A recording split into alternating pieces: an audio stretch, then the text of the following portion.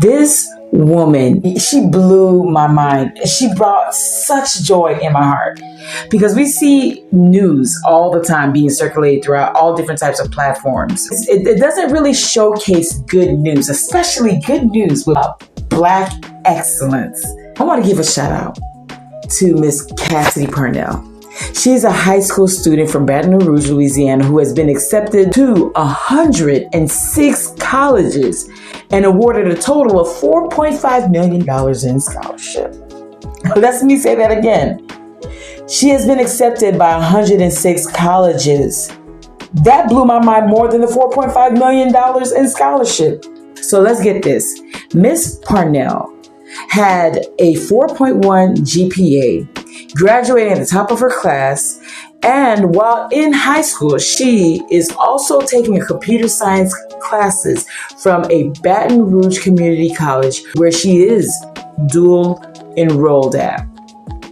Kassidy received an acceptance letter from several colleges, including Southern University, St. Louis University, which is a great college, Butler University, Oklahoma State University. We have Marquette, we have Seton Hall University, we have Loyola University, Chicago, University of Kansas, and Kent State University. Kassidy also earned 4 full ride scholarship offers and 13 presidential scholarships, aside from a dozen of academics and merit scholarships. Each school offered varying amount, which goes up to $150,000. Her father, Lorenzo, who is one who keeps track of all of the offers, said they knew from the start that their daughter would become successful. Quote, "This girl is hardworking, loyal friend, organized, witty, and makes good decisions," unquote. Her father told WKBN, quote, "She loves to learn new things. If she doesn't know something, she will look it up and remember everything about it. She is not afraid to explore new horizons and take pride in her school and the work she does for IBM. She really makes our job easy as parents." Then it says Kassidy has yet to decide which college she will attend, over 100 choices, 106 to be exact. But she and her family are touring college campuses every weekend to narrow down her list. This is what true hunger looks like.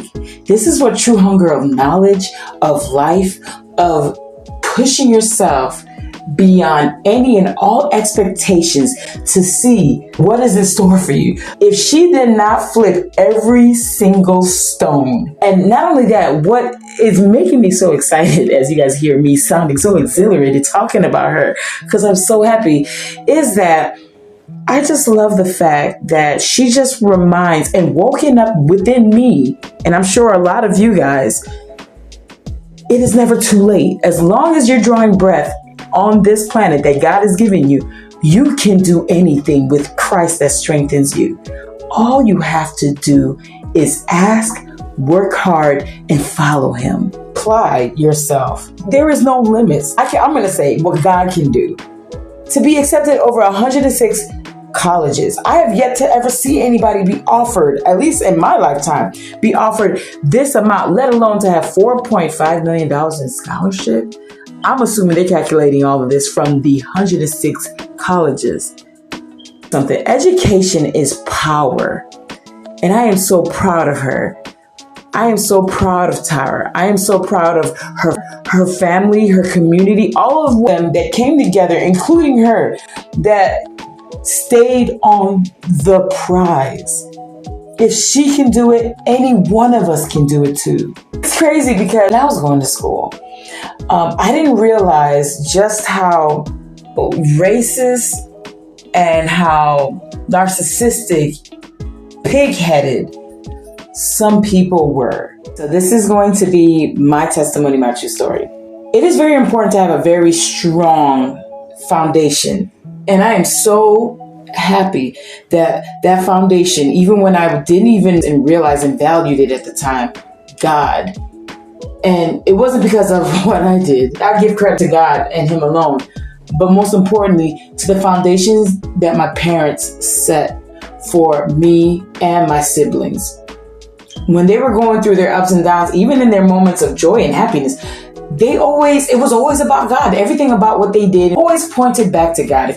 My father and my mother grew up in two different lifestyles. My mom, she grew up with a lot of things my father didn't. So his main thing was, first is God, then education. We had one television. It was locked up in his office. There was one television and one radio, and the knobs were removed. Being kids and growing up with adults, all you're going to watch is, if it wasn't soap operas with my mom, it was all political news, international news with my dad. He didn't care for anything like toys and all that. Unless it was educational, he didn't care. My father, for him, it was God first and education, because education to him was power. Me feeling the way that I felt because of the imbalance of losing a dad, a father that was hands-on. Having against what my father and my mother and definitely what God was pouring into me, I didn't understand what it meant to lean on not me or what I can do, but what God can do, in the confidence of knowing who God is. And that my confidence cannot be broken. It cannot change, because it's being sustained not by me or what I'm building, me being independent, but being God dependent and depending on Him and Him alone to do what only God can do. And the reason I'm saying that is, when I was going to school, I allowed, because of my confidence being low, because when you're in school and especially when you're in high school, that you see yourself and the way that you see value in yourself can change. Experiences, good or bad, is like a roller coaster. Main concern was to be the best that I could as a child, not give my mom any hard times, especially because I had 4 siblings behind me. Not to say that she didn't have, her run of the mill of challenges with any of us. My main goal was, I didn't want to stress out my mom, because I was the only living parent I had. By the grace of God, I had a grandmother right there to be in the home, to take up what was missing in our home, which was our dad. Our dad was education. I'm talking about, for Christmas, it was clothes, it was shoes, and encyclopedias. We would get an encyclopedia every year. He could care less about toys. At the time when I was young, I didn't get it. I just felt like, okay, I'm seeing kids having fun. Kids are coming into class and they're talking about all of these great things. And here I am talking about what Barbara Walters talked about on 2020. Ever since the loss of my father, I thought, well, I don't have him there to push me. There was one teacher I'm going to give a shout out to, Mr. St. John. He was my high school science teacher. After losing my dad, my main goal was to find the cure to cancer, or finding a way to create a type of virus within the body that can hijack the body to hijack cancer itself. I did this project all the way up until high school. But Mr. St. John wrote a letter to Roosevelt University, despite the fact that my counselors, shout out to Mr. Hurst, that was a hater, and some of my junior college counselors as well as college counselors, who would always tell me and always try to set my bar so low by saying, just be a nurse. Not to say being a nurse is anything to be celebrated, it is. But it almost made me feel like they always presented to me opportunities, because I was so insecure within myself because of so many things I was tackling. It was always offers of servitude. Every time I told my counselors what I wanted to do, they would brush it off and give me something else. Only to have my high school teacher, Mr. St. John. He was an amazing teacher. He was inspiring, him and Mr. Butler. But Mr. St. John wrote a letter on my behalf for me to get accepted by Roosevelt. I actually got accepted. I was shocked. In fact, he had the letter sent to the high school itself. He ended up telling me, stay after class, I got something great to tell you. So him and another teacher, one of my math teachers, sat me down and was sharing with me, hey, you got accepted by Roosevelt University in Chicago. My mindset was more stuck on, after high school, I need to go to college, but mainly part-time go to college and go to work. I need to help out my mom as much as possible. I want her to kick up her feet and relax. She's worked so hard. She's put so much taking care of 5 kids. I never looked at the bigger picture. This is why I'm sharing this story. Never allow other people to place limits on you God is unlimited. And when you're walking with Christ and you surrender everything and you ask him for his wisdom, there is no limit to anything. And coming up in a family where you have that strong family dynamic, or in a situation where I had to grow up with just a one-parent home because my father passed away, understand that in losses, it doesn't change who God has made and created you to be. Never doubt yourself. Why? It's not because of you, but because of the God you serve. He's unbeatable, unbreakable, consistent. He's the sustainer. If I could talk to the woman I was then, I would have told myself then, go to Roosevelt University, let God do the rest. Chances are I could have probably been a scientist. I could have done all types of things. I saw myself so small, and so I made small choices. I serve a big God, and I no longer think small, live small, act small. Not because of what I can do, but because of who I serve. So many things, like as I'm thinking right now and as I'm talking, there's so many things that come to mind. What comes to my mind is how many places in our lives, in our way of being, living, and thinking and speaking, do we actually showcase the God we know? Do we place him in a small box or place limits on him? So as we do in ourselves, when we say greater is he that is within us, that is he's in the world, but we think small, we live small, we make small choices just to play it safe. There are times because of adversities or out of fear, so many things that makes us want to fall. It's like this ball out of fear of not making it, out of fear of making it and having to figure out, okay, I made it, but I don't even know how I'm going to sustain it. Don't worry. If I could have seen the me then, I would have told myself, you had a teacher that believed in you, that saw you when you didn't even think anyone noticed you.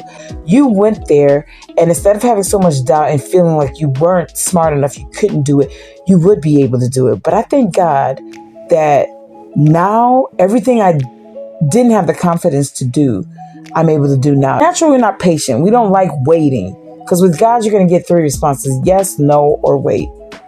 But the waiting season is a season that I'm beginning to learn through spending years with God, that those years are necessary, because how else will you trust and lean on his wisdom and his consistency and everything he says he can do and he is, if it isn't for us looking back and just looking at what experience tells us, in our own experience with him, in our relationship, and with other people, and what we've witnessed. As I'm getting older, I start to get excited because I start feeling like, God, how are you going to do this? You did it like that this time, and this was a whole different story. How are you going to prove that only you did this? To backtrack a little bit, I took this assessment test where, based on answer some of the questions, it'll tell you the way that your mind thinks, and this is the career that will better suit how you operate. And so when I'm seeing lawyer, when I'm seeing engineer and all of this stuff, I'm like, really? I don't know. I don't think so. Still placing doubt in myself. Get a call from Northwestern to say, hey, we are offering this course where you can do cybersecurity. We would like for you to take the test. And when you take the test, when you complete it, I'll contact you back. I hit her up and gave her back the test, and I wasn't even trying. She hit me up like, yo, okay, let me give you another test because you completed it kind of fast. And I thought to myself, I was not really taking it seriously. So I took the test, and I'm like, it's the same test. And so I took it again. Got a call from the school telling me, hey, instead of you wanting to take cybersecurity, there's an Excel course you should try. Take computer engineering. And I'm like, really? Because I don't know anything about coding or anything. They're like, look, based on your scores, first of all, you completed and you hit high. And we weren't expecting that. And you did that test in less than 20 minutes.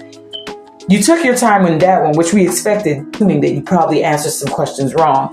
And you surpassed it. Don't waste your time in cybersecurity. Do computer engineering. And that is my goal right now. The bottom line is, never limit yourself. You don't know. Pray, fast, ask God, with all the talents that I think that I have, what is the talents you've placed inside of me? in the areas of my life, in the areas of my action and mind, and help me to make godly, purposeful choices, not because of me, but because of you who is within me, to excel above and beyond, working out your plan. I'm working out your goals. And your goals is set apart so that you can get the glory. If this story has touched you, or if any of you guys have went through what I've went through, please share down below. And like I always say, whether it's my content or other contents of followers of Christ, you're not sharing a regular video. You're sharing the living, breathing, active word of God. It is here for the taking. So I strongly suggest you grab them with both hands and never let go. This is Miss Patu LOCA signing out, and Miss Kassidy Parnell. God bless you. Your life is just going to explode. I can't wait to see and hear more about you and more of the Parnells out there in the world. God bless. And this is Patu LOCA signing out.